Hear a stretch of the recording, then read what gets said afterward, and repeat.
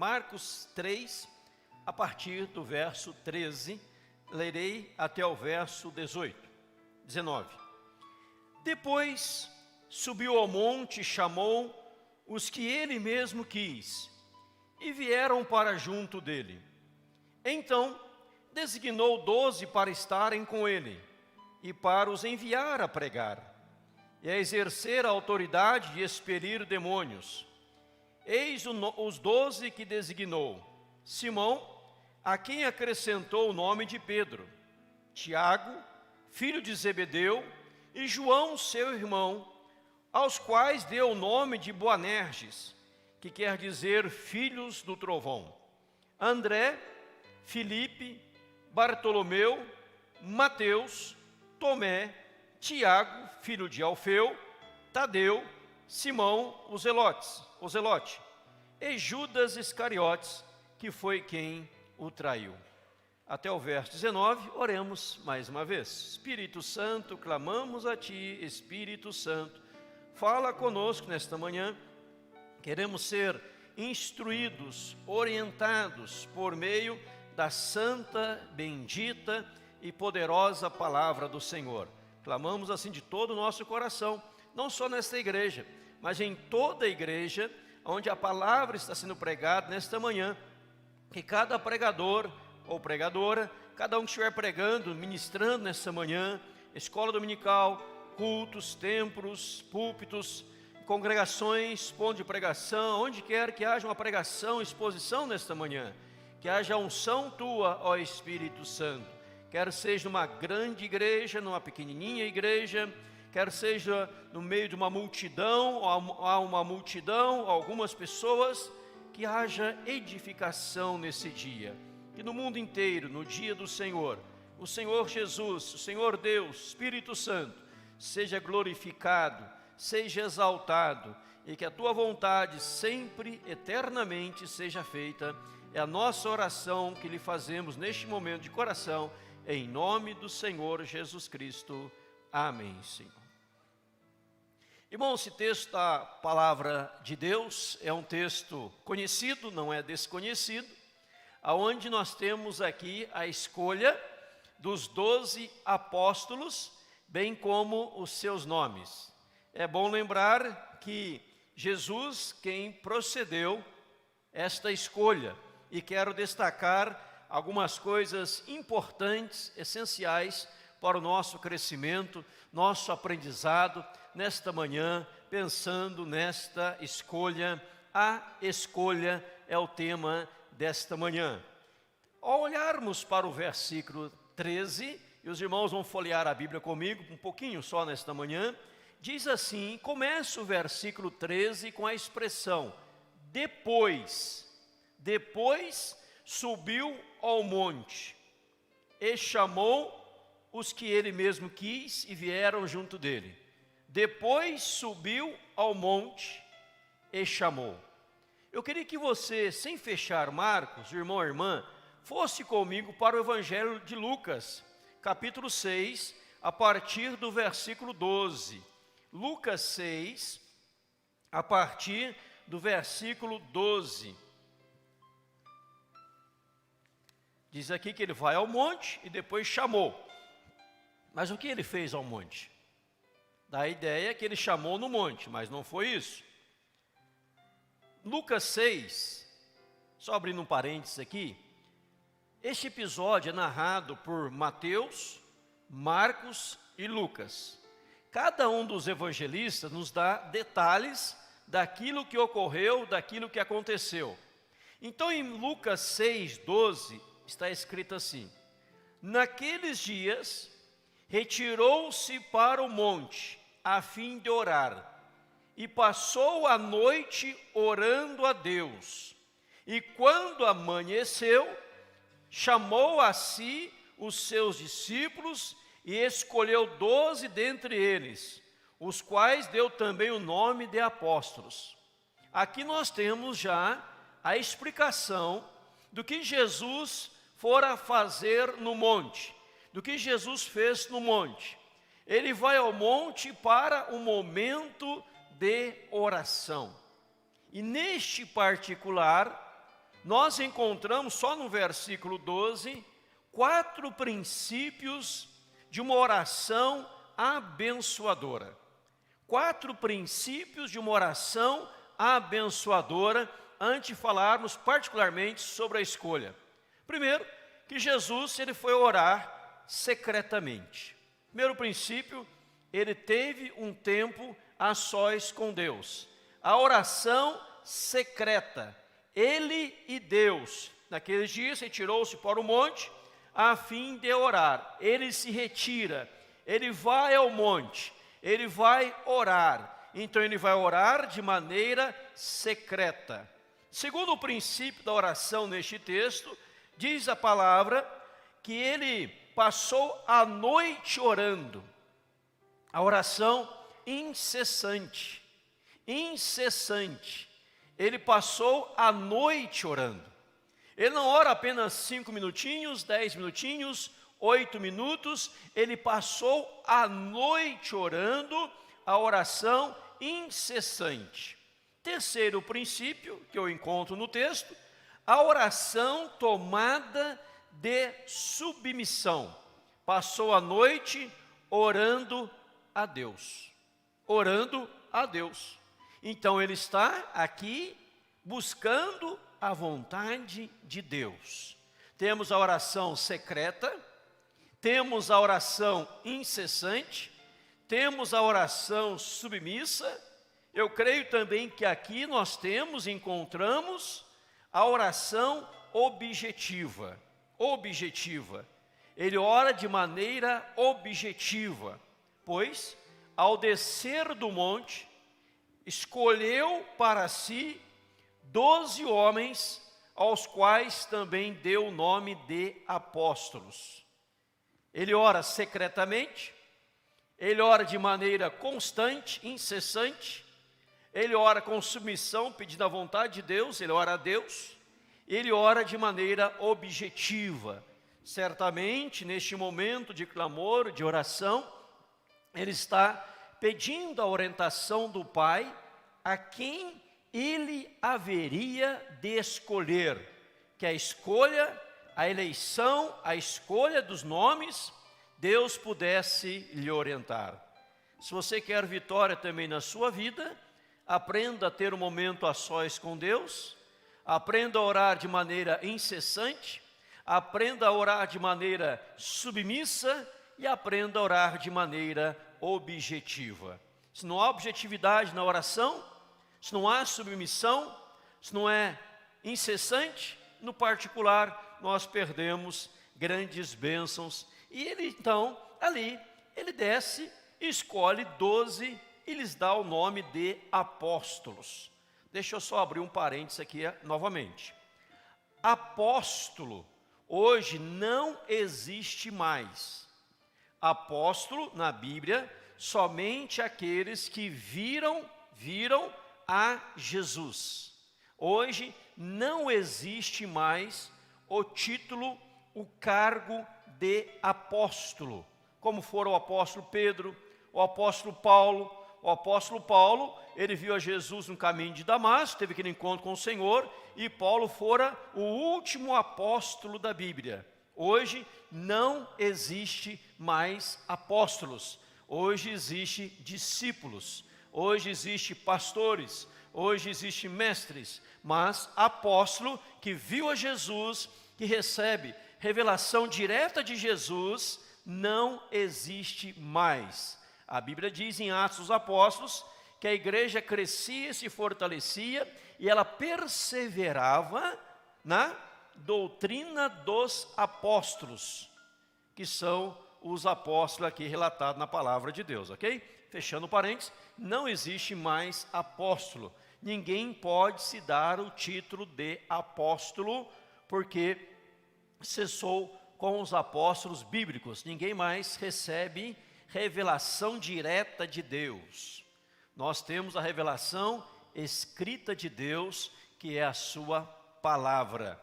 A pessoa vai pregar o que está aqui e não receber algo novo dizendo, olha, Deus me revelou algo e vou acrescentar Apocalipse capítulo 23. Isso não existe mais, já cessou aqui. Então, voltando ao nosso texto, voltemos lá para Marcos, falando da escolha, após falar o que eu já disse, veja que, em primeiro lugar, a oração, não a oração já falei, em primeiro lugar, a escolha eu quero dizer, a escolha é um ato soberano de Deus. A escolha é um ato soberano de Deus. Voltando para Marcos 3, veja o versículo 13, esta frase: depois subiu ao monte e chamou os que ele mesmo quis. Os que ele mesmo quis. Não fora o querer dos 12, fora o querer do Senhor. A escolha é algo soberano.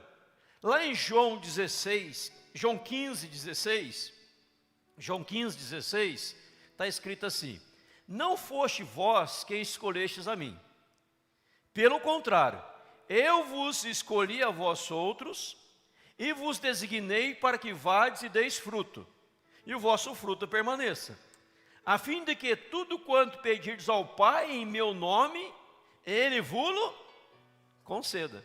Então veja que diz João 15,16: não foste vós quem escolheste a mim. Pelo contrário, eu vos escolhi, dizendo o Senhor, eu vos escolhi e vos designei. Então a escolha, ela é soberana. Olhemos para a Bíblia. Dias atrás eu preguei sobre Amós, que era boiadeiro, e o Senhor o tirou de apóstolo gado e fez dele um grande servo do Senhor, um profeta, ministrador da palavra de Deus. Foi Deus quem escolheu. Zaqueu, no meio da multidão seguindo a Jesus, Jesus escolhe Zaqueu.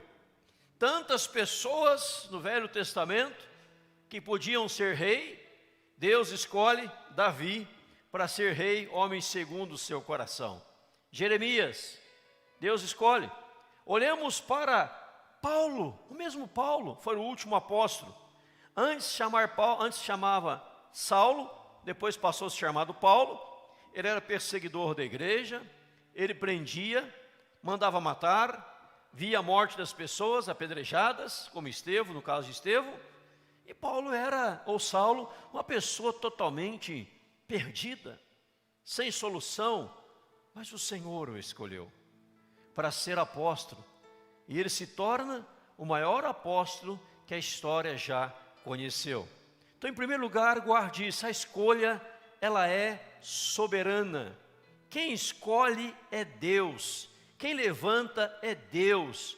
Nós somos instrumentos usados por Deus para fazer a vontade de Deus, mas a escolha é dele.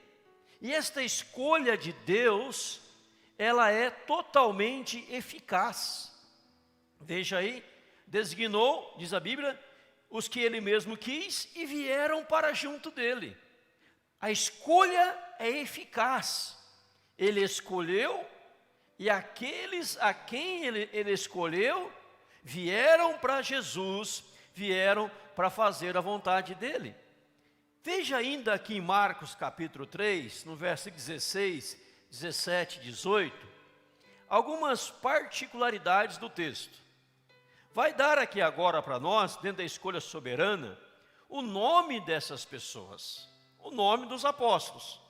E veja e perceba que a escolha que é soberana, ela é também incondicional, que ela independe da condição da pessoa.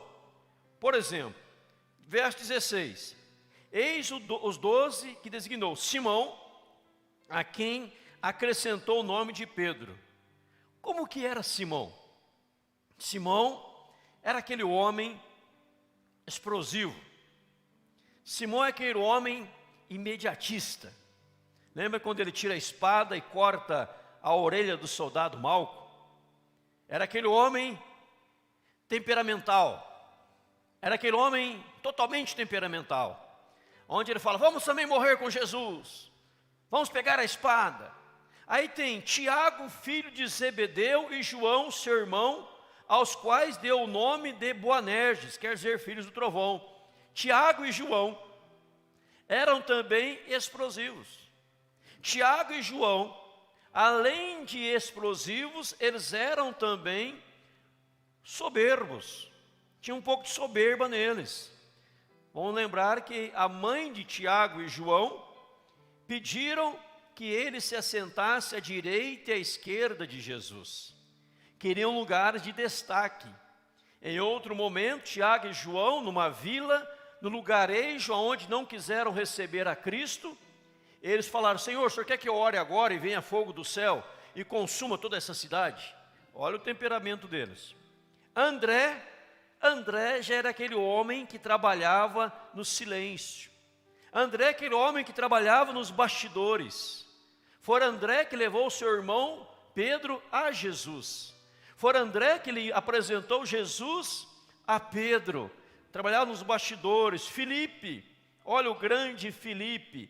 Filipe era um homem que lhe faltava um pouco de fé. Faltava fé na vida de Filipe. Onde, quando ali aquela multidão estava diante de Jesus, os irmãos vão lembrar, e Jesus mandou alimentar a multidão, multiplicação dos pães, dos peixes, e Filipe fala: onde compraremos pães para tanta gente? Um homem sem fé. Fala também de Bartolomeu. Bartolomeu era um homem que fazia discriminação. Bartolomeu que disse: porventura de Nazaré pode vir alguma coisa que presta? Não vem nada de lá. Mateus trabalhava para Roma. Mateus colhendo impostos.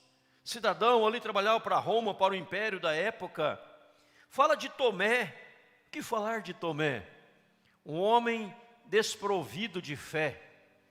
Um homem que chegou a dizer: se eu não olhar com os meus olhos, se eu não tocar com as minhas mãos nos sinais dos cravos, se eu não ver, não tocar, eu não acredito que Jesus ressuscitou. Tomé era um homem incrédulo, faltava-lhe fé na vida de Tomé. Tiago, filho de Alfeu, e Tadeu, a Bíblia não menciona detalhes sobre eles. Não sei, a Bíblia não menciona detalhes sobre esses dois. Simão o Zelote, o zeloso, era daquele grupo que queria dominar por meio da espada. Por meio da espada queria derrotar Roma. Aquele homem que lutava contra os impostos. E Deus levanta Simão o Zelote. E Judas Iscariotes, que foi quem o traiu, que fora tesoureiro do grupo apostólico, que queria roubar do grupo apostólico. Então veja, meus irmãos, minhas irmãs, a qualidade destes homens. Será que tinha qualidade num Pedro explosivo? Num Tiago e João, que quer sentar à direita e à esquerda de Jesus, quer destaque no reino de Deus? O outro que quer usar da espada para dominar e vencer Roma? O outro que é incrédulo, tem que ver para crer, se eu não ver, eu não vou crer. O outro que dizia: aonde vamos sair dessa situação? Aonde compraremos pães para tanta gente? O outro que dizia: de Nazaré pode vir alguma coisa que presta? Alguma coisa boa pode vir de lá?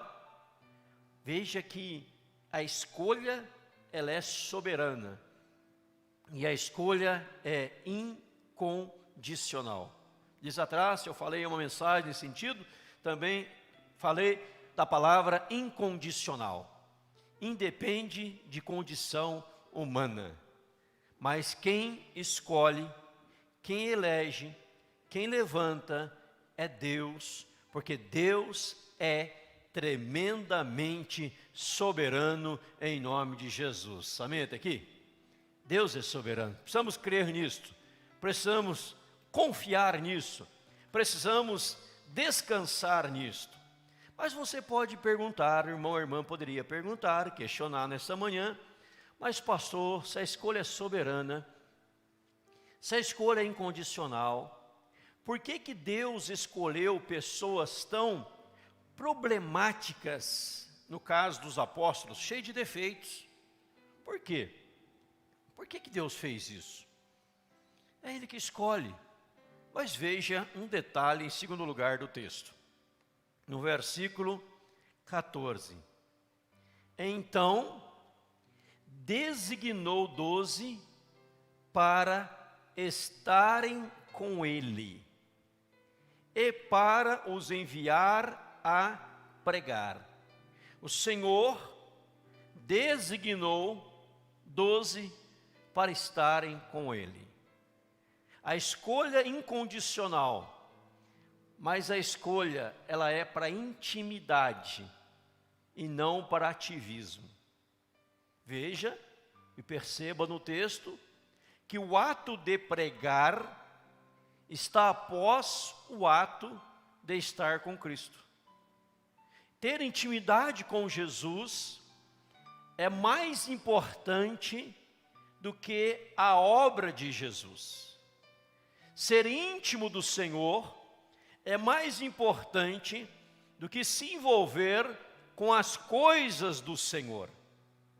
O Senhor designou 12, em primeiro lugar, para estarem com Ele. O versículo 3, na parte final, diz lá, vieram para junto dEle. E Ele designa para estar com Ele. Aqueles a quem o Senhor escolhe, aqueles a quem o Senhor elege, aqueles a quem o Senhor chama, todos nós fomos chamados pelo Senhor. Todos nós fomos chamados pelo Senhor. Mas somos chamados para viver a intensidade da intimidade com o Senhor. Talvez estes 12, diante de tudo que tinha para ser feito, diante da missão, diante da tarefa, diante do desafio, ficariam assustados, ficariam boquiabertos, ficariam apavorados em sair correndo daqui, dali, acolá, para fazer com que as coisas acontecessem. Mas o Senhor disse, olha, não façam nada. Primeiro, vocês precisam ter intimidade. O Senhor te chamou, não para um ativismo. O Senhor te chamou para intimidade com Ele. Ativismo sem intimidade não adianta nada. Então, Ele quer que possamos nos deliciar da sua presença. E veja que alguém comentou algo muito bacana, se não me engano foi o William Hendricks, comentou sobre isto. Grandes reis nasceram e reinaram na história. Grandes reis. Esses grandes reis foram esquecidos, cujos nomes não são mais lembrados. Mas os 12 apóstolos que estiveram aos pés de Jesus, até hoje, todos mencionam eles, todos falam deles, todos os conhecem. Por quê? Porque eles foram íntimos do Senhor. Então não é se você é perfeito, porque não é. Não quer dizer quantas lutas, quantas dificuldades, quantos problemas a pessoa tem, ela enfrenta. Mas a partir do momento que ela reconhece que ela foi chamada para estar na presença do Senhor, em intimidade com Deus, ela será lapidada por Deus, ela será transformada pelo Senhor, ela será mudada, moldada pelo Senhor, em nome de Jesus. Veja João, por exemplo. João, aqui fala de Tiago e João, que pediu, se Jesus queria que ele orasse e fogo do céu descesse. Depois, nós vamos à epístola de João, e João escreve, chamando filhinhos, amai-vos uns aos outros. Ele fala do amor, ele fala desta dádiva maravilhosa, o carinho dele, como ele foi tratado, como ele foi moldado, como ele foi purificado, como ele foi transformado, porque ele caminhou na presença de Jesus. E eu gosto muito, se quiser abrir comigo, irmão e irmã, lá em primeira epístola de João, algumas expressões que João usa, eu acho algo fantástico. 1 João, capítulo 1. Algumas expressões de João eu acho tremendo. João, 1 Epístola de João, capítulo 1, não o Evangelho, a Epístola, 1 João. Olha o que diz no primeiro versículo: o que era desde o princípio, o que temos ouvido, o que temos visto com os nossos próprios olhos, o que contemplamos e as nossas mãos apalparam, com respeito ao verbo da vida, que a vida se manifestou e nós a temos visto, e dela damos testemunho, e vô-la anunciamos, a vida eterna, a qual estava com o Pai e nos foi manifestada. O que temos visto e ouvido, anunciamos também a vós outros, para que vós igualmente mantenhais comunhão conosco. Ora, a nossa comunhão é com Deus, o Pai, e com o Filho Jesus Cristo. Essas coisas, pois, vos escrevemos, para que a nossa alegria seja completa. Veja que ele está escrevendo a sua epístola. Ele fala o que temos visto, o que temos contemplado, o que apalpamos com respeito ao verbo da vida. Ele diz: olha, eu estou escrevendo a vocês, a epístola dele, para que vós, igualmente, mantenhais comunhão conosco. Mas ele dá aqui uma observação: ora, a nossa comunhão é com o Pai e com Jesus Cristo. Ele faz questão em declarar, ele faz questão em frisar que ele tinha comunhão com Deus, comunhão com Jesus Cristo. Que ele não só se contentou em ver, em saber, em ver, mas também ele pôde apalpar. Ele se aprofundou na comunhão com Deus. Então eu aprendo aqui um princípio maravilhoso neste texto, e também Marcos capítulo 3, versículo 14, que Deus nos chama para nos aproximar dele. O alargar das tendas, o progresso, o crescimento, o avanço, compete ao Senhor. Mas a você, eu, nós, compete o quê? Sermos íntimos de Deus, achegados ao Senhor, próximos do Senhor, porque será próximo ao Senhor que nós venceremos as nossas debilidades. Será próximo ao Senhor que nós venceremos as lutas diárias, pois precisamos estar bem próximos, bem perto, bem íntimos de Deus. Será que hoje as pessoas são íntimas de Deus? São realmente amigas de Deus? Elas conseguem discernir a voz de Deus, a comunhão com Deus? Como anda meu irmão, minha irmã, meu amigo, minha amiga, a sua comunhão com Deus? Como anda a sua comunhão com Deus? Jesus Cristo é o maior exemplo disto. Jesus Cristo é Deus, Deus Pai, Deus Filho, Espírito Santo. Ele é o Deus Filho. Quantas vezes na Bíblia encontramos Jesus a sós, orando ao Pai, buscando comunhão com Deus? Ele poderia ter escolhido os 12 aqui, Beltrano, Ciclano, você, vamos embora. Não, mas ele passa a noite orando, que a decisão era importante. Ele queria submeter a sua decisão a Deus em nome de Jesus. Então veja, em primeiro lugar, a escolha é soberana. Em segundo lugar, somos escolhidos e chamados para intimidade com Deus. E em terceiro lugar, a escolha envolve renúncia. Renúncia do eu, total. Abra comigo em Lucas capítulo 9, por gentileza, os irmãos sabem de cor. 9, Lucas, a partir do verso 23, aonde o Senhor nos dá mais detalhes. Lucas 9, a partir do verso 23.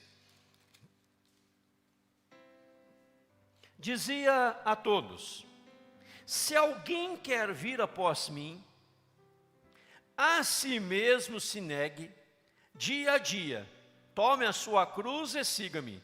Pois quem quiser salvar a sua vida, perdê-la-á. Quem perder a vida por minha causa, esse a salvará. Que aproveita o homem ganhar o mundo inteiro e se vier a perder-se ou causar dano a si mesmo? Porque qualquer que de mim, das minhas palavras, se envergonhar, dele se envergonhará o Filho do Homem, quando vier na sua glória e na do Pai e dos santos anjos. Verdadeiramente vos digo, alguns há dos que aqui se encontram, que de maneira nenhuma passarão pela morte, até que vejam o reino de Deus. Veja que a Bíblia diz, se alguém quer vir após mim, a si mesmo se negue. E diz aqui, vírgula, dia a dia tome a sua cruz e siga-me. Pois quem quiser salvar a vida, perdê-la-á. Quem perder a vida por minha causa, esse salvará. Que aproveita o homem ganhar o mundo inteiro, se causar dano a si mesmo, ou dano à sua própria alma. Qualquer que se envergonhar das minhas palavras, dele se envergonhará o Filho do Homem, quando vier na glória do Pai. Ou seja, o chamado, ele envolve renúncia. Renúncia da sua vontade. Renúncia da minha vontade. Porque agora nós partimos para fazer a vontade de Deus. Por isso Marcos vai dizer, verso 14, 3,14, designou 12 para estarem com ele, para os enviar a pregar e a exercer a autoridade de expelir demônios. Agora eles estão aqui íntimos e foram enviados. Ao serem enviados, foram enviados para pregar a palavra. E veja, perceba, que Jesus disse que não seria fácil, que não seria um momento de maravilhas, não seria um momento de bonança, mas um momento de dificuldade. Mas como eles eram íntimos do Senhor, eles buscavam agora a vontade do Senhor. Qual era a vontade do Senhor? Pregue a palavra, anuncie o reino, anuncie o evangelho. Você está agora totalmente comprometido com o reino. Não é com a sua vontade, não é o seu querer. O seu querer não importa mais. O meu querer não importa mais. É o querer de Deus. Aí eu os conduzo a Atos capítulo 14, que eu citei na reunião de oração, Atos de segunda-feira, Atos capítulo 14, eu os convido a partir do verso 19, para vermos juntos o papel de um homem totalmente comprometido com o Evangelho, aonde já passou por renúncia, e agora o seu papel é fazer a vontade de Deus. Atos 14, a partir do verso 19. Sobreveram, porém, judeus de Antioquia e Icônio, instigando as multidões, olha agora, e apedrejando a Paulo, arrastaram-no para fora da cidade, dando-o por morto. Rodeando, porém, os discípulos, levantou-se e entrou na cidade. No dia seguinte partiu com Barnabé para Derbe, e tendo anunciado o evangelho naquela cidade, e feito muitos discípulos, voltaram para Listra, e Icônio e Antioquia, fortalecendo a alma dos discípulos, exortando-os a permanecer firmes na fé, e mostrando que através de muitas tribulações os importa entrar no reino de Deus, e promovendo-lhes em cada igreja a eleição de presbíteros. Depois de orar com eles, os encomendaram ao Senhor em quem haviam crido. Atravessando a Pisídia, dirigiram-se a Panfilha, e tendo anunciado a palavra em Perge, desceram a Atália, e dali navegaram para Antioquia, onde tinham sido recomendados a graça de Deus para a obra que haviam já cumprido. Ali chegados, reunida a igreja, relataram quantas coisas fizera Deus com eles, e como abriram aos gentios a porta da fé. E permaneceram não pouco tempo com os discípulos, e permaneceram não pouco tempo com os discípulos. O verso 19, vem judeus de Antioquia e Icônio, instigando a multidão, apedrejando a Paulo. Paulo é arrastado para fora da cidade, dando como morto. Paulo está aqui, meus irmãos, minhas irmãs, totalmente arrebentado. Paulo leva uma surra. Paulo passa por apedrejamento. Apedrejamento. Paulo fala nos seus testemunhos dos açoites que ele enfrentara, das lutas, das noites mal dormidas, das privações, de momentos de escassez, aqui do apedrejamento, dando por morto. No verso 20, os discípulos rodearam, e no dia seguinte Paulo já sai com Barnabé para Derbe. O que ele faz em Derbe? Anunciando o Evangelho, fazendo discípulos. Volta para Listra, Icônio e Antioquia, de onde os judeus o haviam apedrejado, para pregar a palavra do Senhor. Quando você é chamado por vontade soberana de Deus, quando você entende que o chamado é para intimidade, você automaticamente renuncia o seu eu para fazer a vontade soberana de Deus em nome de Jesus. Paulo não estava preocupado aqui com a dor do seu corpo, Paulo não estava preocupado aqui com o apedrejamento, Paulo não estava preocupado com a surra que havia levado. Paulo só tinha uma preocupação: eu preciso anunciar a este povo o Evangelho do Senhor Jesus Cristo. Eu preciso proclamar para este povo a mensagem da redenção. Eu preciso proclamar para essas pessoas que Jesus é a solução, que Jesus salva. Eu não imagino a dor que ele estava sofrendo do apedrejamento, dado por um morto, jogado, arrastado, jogado fora da cidade. Mas levanta, e o que ele faz? O que ele faz? Verso 21, anuncia o Evangelho, faz muitos discípulos. Verso 22, fortalece a alma dos discípulos, exorta a permanecer firmes na fé, mostrando que através de muitas tribulações nos importa entrar no reino de Deus. Você pode passar por tribulações, você pode passar por confusões, você pode passar por lutas de sabores, mas você tem que ter um compromisso com a palavra de Deus, um compromisso com o Evangelho.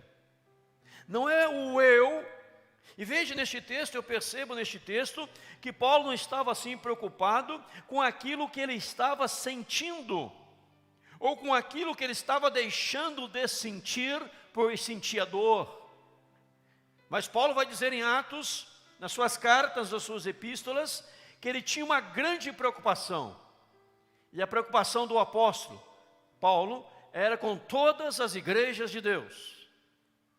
Como pode um homem fortalecer a fé, alguém ficar firme na fé? Como pode um homem fortalecer a alma dos discípulos, exortar a ficar firme na fé? Um homem que foi arrastado, jogado para fora da cidade, surrado, apedrejado, porque Paulo, como os irmãos sabem, na sua belíssima palavra, ele dizia: pois para mim o viver é Cristo e o morrer é lucro. E ele dizia: logo já não sou eu quem vive, mas Cristo vive em mim. E a sua preocupação era proclamar as boas novas do Evangelho para todas as pessoas. Há um texto lindíssimo, que é Atos 20, 24, onde Paulo, Atos 20, 24, ele diz assim: porém nada considero a vida preciosa para mim mesmo, contanto que complete a minha carreira e o ministério que recebi do Senhor Jesus, para testemunhar o Evangelho da graça de Deus. Paulo dizia que ele não considerava a vida preciosa para ele mesmo, mas o seu desejo, a sua missão, era cumprir com o chamado de Deus. Então veja, irmãos, e percebam, queridos e queridas irmãs, que esse chamado, essa escolha, não é para o nosso bel prazer, não é para a nossa satisfação, não é para a nossa alegria, mas é para causar satisfação, prazer e alegria em Deus, e não em nós, em nome de Jesus. É lógico que nós vamos nos alegrar, vamos ter prazer, satisfação, em fazer Deus feliz, mas toda escolha, todo chamado, que não envolve renúncia, abrir mão do eu, gerará frustração e não grandes realizações. Houve aqui uma grande realização. Estes homens, como eu disse, repito, da frase daquele autor, William Hendricks, se não me engano, que grandes reis já foram esquecidos, mas os apóstolos não foram esquecidos, porque eles foram instrumentos de Deus. A história não bíblica, mas a história conta que houve apóstolos que foram crucificados de cabeça para baixo, outros que foram decapitados, e outras mortes cruéis, mas todos eles não deixaram de pregar o Evangelho de Deus. E voltando a Marcos 3, designou para estarem com ele e para os enviar a pregar. Deus te enviou para pregar. Pregue, a tempo e fora de tempo. Anuncie o reino, a tempo e fora de tempo. E a exercer a autoridade de expelir demônios. Deus deu não só a mim, mas Deus deu também a você a autoridade sobre os demônios. Sabia disso? A autoridade para expelir demônios não é só dada ao pastor ordenado, mas ela é também dada a cada cristão revestido do Espírito Santo de Deus. Lembro-me, há um tempo atrás, faz algum tempo já, alguém ligou na igreja, acho que era um domingo, disse: pastor, o senhor pode vir aqui em casa, há uma pessoa possessa. Eu disse: posso, e após o culto eu já vou aí. Convidei um irmão da igreja para ir comigo.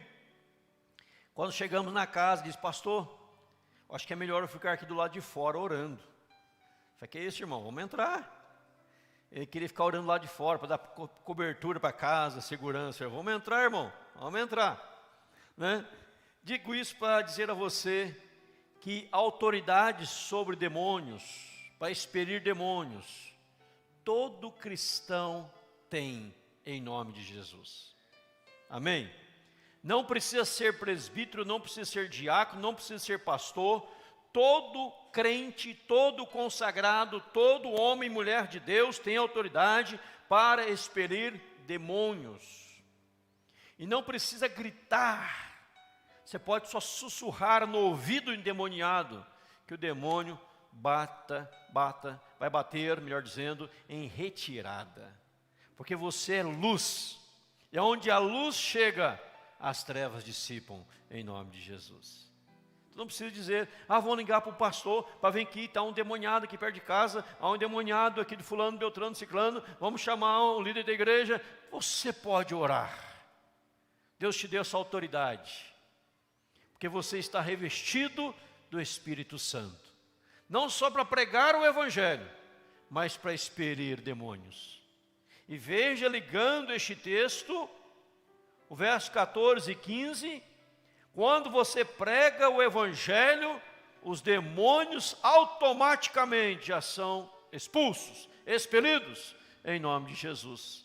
Porque é o poder da palavra do Senhor, é a autoridade da palavra, que você vai poder expelir os demônios, e eles vão bater em retirada, para a glória do Senhor nosso Deus. Deus te deu essa autoridade, meu irmão. Deus te deu essa autoridade. Você precisa temer demônios.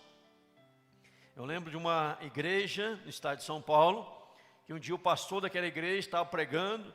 Ele, na pregação, ele falou muito sobre o diabo. Quem é o diabo, o que ele faz, desta forma. E terminou a mensagem. O irmão antigo da igreja, ele me confidenciou depois: pastor, o nosso pastor hoje falou tanto sobre o demônio, que eu fiquei com medo dele se manifestar. Não vi a hora que aquele sermão terminasse, com medo do demônio se manifestar na igreja. Falei: que é isso, meu irmão? Se ele manifestasse, já ia embora, em nome de Jesus. Porque onde há luz, as trevas dissipam, já disse. Não precisa ter medo do demônio, não precisa ter medo das pragas, não precisa ter medo de nada, não. Você está protegido pelo Senhor. Mas entenda esse princípio. Esse chamado envolve renúncia. Não é para que eu me sinta bem, para que eu me sinta realizado. Não, para que a vontade de Deus possa ser feita. Qual é a vontade de Deus? Qual é a minha? E quando entrar em conflito a sua vontade com a de Deus, você já sabe que a sua tem que cair por terra, para que a de Deus permaneça em nome de Jesus. Amém, irmãos? Às vezes pessoas me perguntam, às vezes pessoas me questionam, às vezes pessoas me dizem que elas estão orando por algo, determinada área da vida, para saber qual é a vontade de Deus. E às vezes, dependendo da pergunta, do assunto, confesso aos irmãos que eu me sinto e eu fico muito irritado, extremamente irritado. Sou muito calmo, né? Tranquilo. Mas eu fico muito irritado. Porque, minha esposa está rindo, eu falo que sou muito calmo. Às vezes, ela está pedindo, está orando a Deus, para que Deus revele a vontade, quanto aquilo que ela está pensando, Deus já disse que é para fazer na palavra. Então Deus não vai revelar, Ele já revelou. Por exemplo, vamos dar um exemplo só aqui. Um exemplo simples, que isso semanalmente acontece. Pastor, eu estou orando para ver se não é vontade de Deus que eu me divorcie da minha esposa. Precisa orar por isso? Vai orar por isso? Pastor, estou orando aqui, se não é da vontade de Deus que eu mate o Maico. Precisa orar para isso? Matar não é de Deus. Pastor, estou orando a Deus aqui, se é da vontade de Deus que eu acorde cedo para trabalhar. Você tem que trabalhar, levanta, vai trabalhar, miserável. Estou orando. Então veja que às vezes as pessoas ficam orando por algo que Deus já revelou. Já está na palavra, basta cumprir a palavra. Não adianta eu colocar os meus argumentos, as minhas razões, os meus motivos. Não adianta. Se Deus já revelou, o eu morre, a vontade de Deus prevalece. Amém, irmãos? Isso aqui é muito sério, nos dias atuais, muito sério. Porque há aquela frase, eu quero ser feliz. Já viram essa frase? Eu quero ser feliz. Eu quero viver minha vida. Ora, você é o centro, a pessoa é o centro. Não é Deus. Porque a vontade de Deus é sempre boa, perfeita e agradável. Pastor Jeremias, ele usa uma frase, momento confessionário na igreja. Deixa eu usar o momento confessionário, eu vou encerrar já a pregação dessa manhã. Momento confessionário aqui. Além de mim, quem aqui já orou por algo, pediu algo, e agradece a Deus por não ter concedido, pois ele tivesse dado aquilo, não daria certo? Levanta a mão assim, momento confessionário. Aí, quase todo mundo, né? Obrigado, Senhor, que o Senhor não deu aquilo que eu pedi lá atrás. Se o Senhor tivesse dado aquilo, estava arrebentado. Né? Estava arrebentado. Mas o Senhor fez a vontade do Senhor no tempo, Senhor, louvado seja o teu nome. Por isso é sempre a vontade de Deus, meu irmão. Como você que levantou a mão comigo, nós já pedimos muita coisa para Deus, e graças a Deus Ele não deu. Porque se Ele tivesse dado, nós estaríamos mal hoje. Ele fez a vontade dEle. O chamado é soberano, chama quem Ele quer. O chamado é para intimidade com Ele, para estar com Jesus.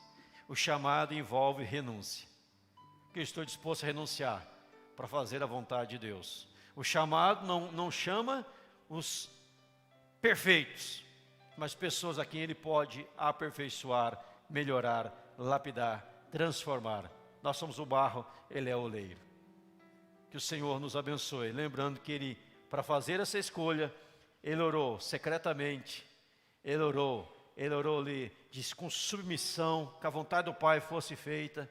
Ele orou incessantemente, ele orou de maneira objetiva. E o Senhor o atendeu. E que Deus assim também nos abençoe, amados, em nome de Jesus. Amém? Graças a Deus.